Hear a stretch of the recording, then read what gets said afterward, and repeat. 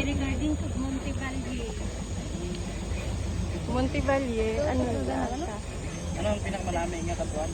Strawberry sir, ang kung sa manmit lang strawberry sa pamanmit. Mga puno? Ang ano sir? Ang gahuni. Pikik. Ang model ho nito pikik de? Yung amuda nga magtagsing. May sarar man ka nga kagamis na tunog ta nagahod-gahod. Pag pula nga pispis. Kanamo no nina pikik it. Kutuan mo ka. Ano tamsiyaw? Pikik it nga kanamo. So yung mga gintang katuan, saan naka-government yun na ano?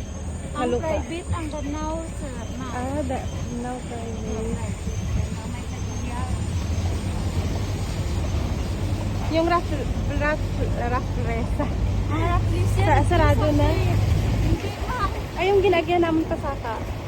Sa ubos pa. Wala dyan naman, may kabantay. Sayang, manami din to sa babaw. Oo. Ay mapunto kami, wala tawo dyan na po. Tapos sa babaw niya, di ba, may ano pa doon, may bato-bato din. Ang peak na nandun, may ano sa dara nga. Pero private yon. Hindi ako sir, ma'am, na sure kung private kung government. Sarado Sanda na. ka, hindi ako familiar mo dyan. Hindi ko